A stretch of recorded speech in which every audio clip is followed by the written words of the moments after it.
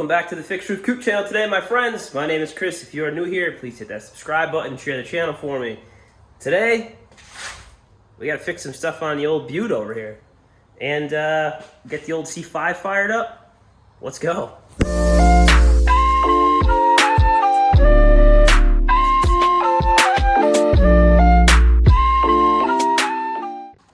So I went to Rat's Nest Run-In. I had swapped out this master cylinder. I got it from the parts store. I got it from CarQuest. I had a AC Delco one on here, and for some strange reason the lid blew off. And I couldn't get just a lid, so I had to buy the whole master. Well, this thing's leaking. It's like a month old. I fired the car up the other day and I had no brakes. The pedal pretty much went to the floor. I popped the cover off. The back part of the cylinder, which is typically the back brakes, was bone dry. Why? I don't know. I thought at first that this line here was a little wet, so I had brake cleaned it and since pumped it, and it's not, but I think I'm still gonna put a union in there, redo that, rebend it so it's a little bit neater, so it's not like the way it is. Did a little bit of snooping around, and if I run my finger underneath here, down by where the master bolts to the booster, it comes out with brake fluid. It's wet. So it's leaking there. And I've been smelling a smell every once in a while, which I would only assume is brake fluid dripping onto the header that's down there.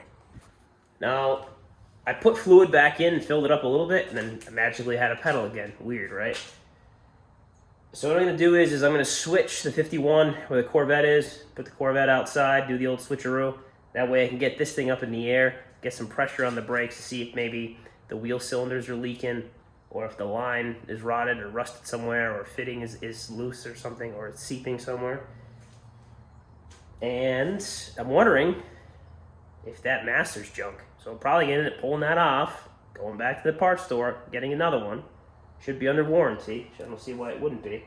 The only thing I'm wondering is if the rod that comes out of the booster, I wonder if it's going too far, which is causing it to blow something, blow a seal or something, or it's extending too far. I believe the inside where the pedal pushes is adjustable, so I might adjust it in a little bit so it doesn't push out as far and get a good pump and bleed on it maybe. That's the only thing I can honestly think of. Either that or that master's from China and it's completely junk. So let's switch the cars around. I know the Corvette's gonna probably be dead. Look at that. First rip. What do you think, Ralph? He's taking a nap. Oh, he's up now.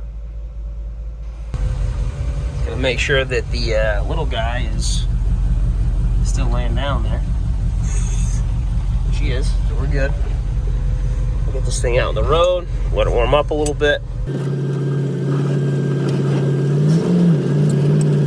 Probably take the choke off.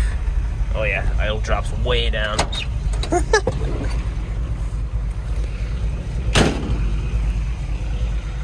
She's a runner. Got her nicks and knocks, but she runs. I just had to fix the old daily. Bunch of stuff wrong with that, but hopefully we're back and running. Hey, what's up, dude? Oop. Now, I haven't really driven this since I put it back together after fixing those gremlins. And this car cover works pretty damn good. This car is still pretty goddamn clean. Love it. Love it. When Grace got me this for Christmas, it was an open box. And it's specifically for the fixed roof coupe / Z06 body. And the guy said that when she bought it, it's going to fit his car like a glove. And you know what? He was right. Man, look at that thing. Look at all the dust coming off the cover, but the car's clean as hell. I miss Miss Vicky. I haven't driven her in a while. Let's get the jump pack on her. Let's get her fired up.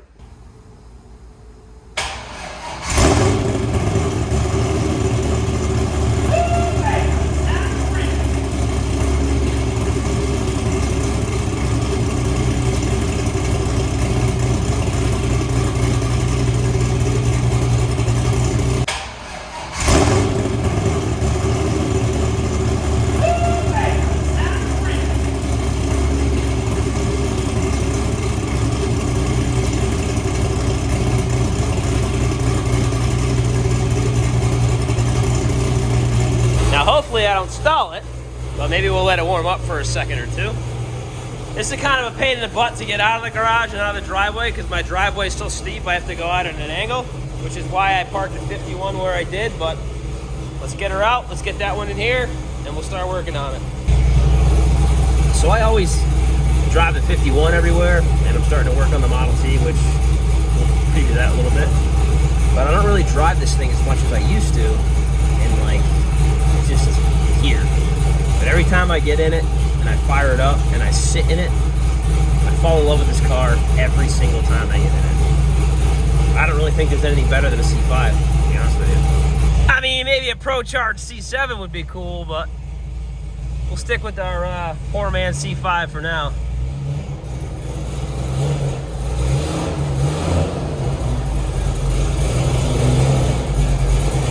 There he is. See him? As long as he stays there, we're good. Oh, yeah, he's right there. I'll show you what I'm talking about. Good thing that the front end of this car, the air ducts are on a spring and a hinge. Otherwise, listen.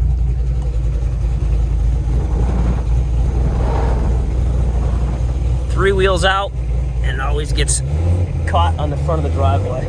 I guess I'll have to get that fixed one day, but until then, we just go at an angle and do our thing. She really is beautiful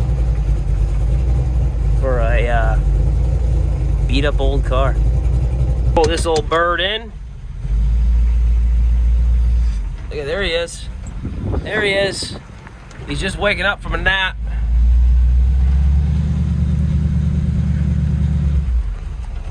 Make sure I can see him. Which I can. Perfect. Ralph!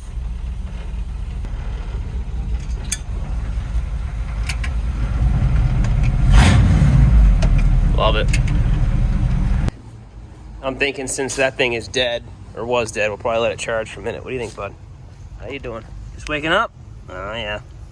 Pooped. I got these from a guy, Timmy, today.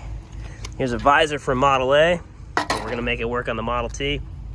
And he just got a new Ford Model A truck that he's parting and taking stuff off of, and he said he didn't like these and didn't want these, so he gave me these headlights with this bracket. It was on a fendered car, which we're not gonna be, but we'll make that work and make it look cool. Man, I have missed this car. Like I said, I don't think about it, but now that it's out and you hear that cam, makes me fall in love with this thing over and over and over. I'll show you how I pull this thing up the driveway too. You gotta get it running start, because if you don't, you'll do what I did last time. I broke an axle going up the driveway because traction kicked on. Oh boy, Ralph's on the move. Ralph's on the move. We go up at an angle, boom, boom.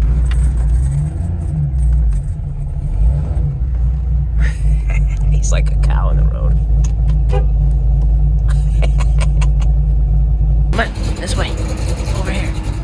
Come on, Pokey. Over there. I know, you're gonna walk right back over here in 2 seconds. I know you. Stubborn. I also love absolutely how low this thing is. And when I'm building that Model T, I was talking to my buddy, I'm like, I gotta get it as low as the Corvette. And they're like, you're nuts. But I am. So we're gonna go check that thing out next. Quick one for the neighbors. Yeah, buddy. So I started part piling some stuff. As you guys have seen in other videos, this is the 350 for it. I need to get that table vise to my friend Trav to get the heads, the intake, and the distributor for that. The carburetor to it is right there, which is just an Edelbrock 650. No big deal. I started getting some parts in. Grace goes, hey, you got something from Speedway. What did you get? So I got the front ends, which is going to be your Suicide 4-inch drop beam. I went with the chromoly beam. I know the traditional forged ones tend to flex a little bit. And I've heard and read mixed reviews that maybe these are a little bit safer, so, and it was in stock, so I grabbed it. Comes with radius rods to connect to the frame, as well as all the fittings, applicable fittings. Does not come with kingpins. The kingpin for Chevy spindles with disc brakes and everything is on its way.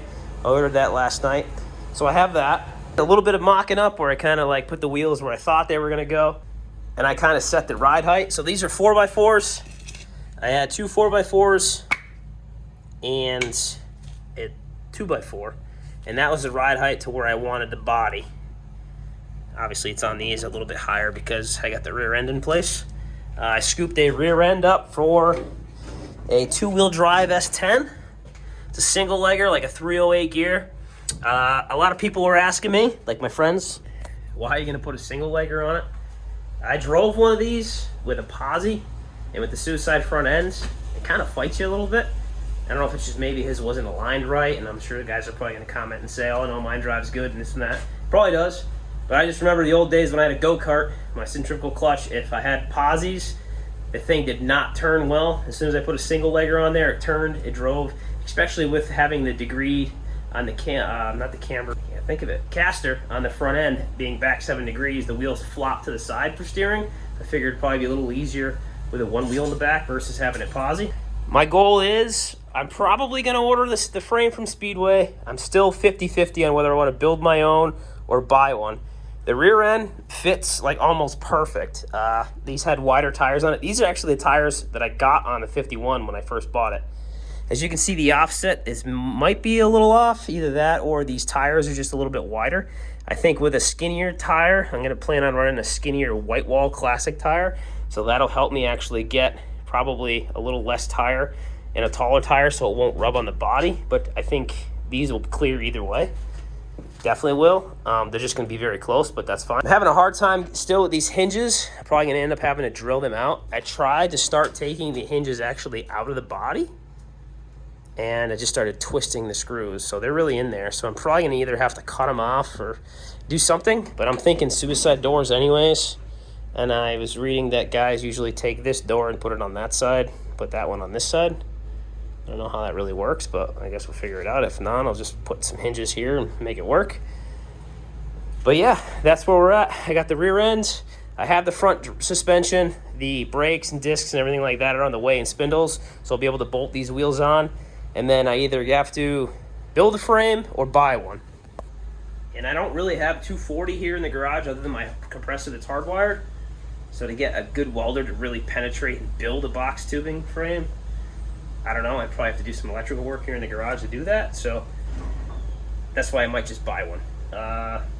We'll see. We'll see.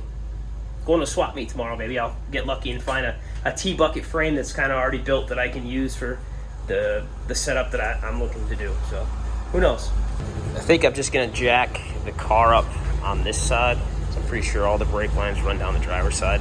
So I get some jack stands under it. I'll pump the brakes up a little bit, look to see if any of the unions or any of the brakes are leaking. I also I think I'm probably gonna pull the rear tires off as well and take the drum brakes off to see if maybe the wheel cylinders are leaking. And let Miss Vicky over here run for a little bit longer. So I haven't had a bunch of time to work on this since I recorded the other stuff, but I figured out that the master cylinder is actually leaking at the plunger again. That's where the original one was leaking. I'm going to disconnect the brake lines from the side here, where the proportioning valve is, disconnect it from the master, or the brake booster, and then I have to work tonight. So we'll get that out, get it ready, get it to the parts store tomorrow. Let's see if I can see how far this presses out without knocking my phone down.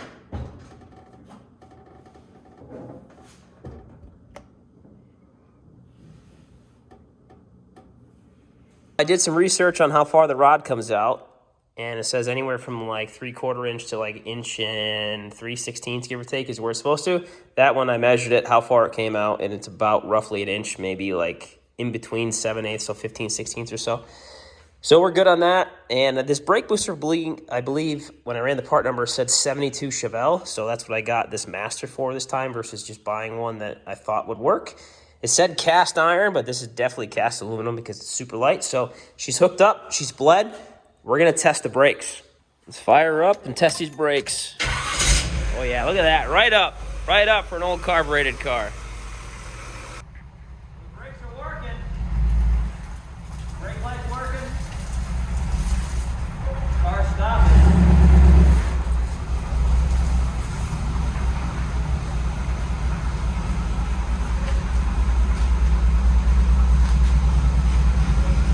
Brakes work. Let they really hold up.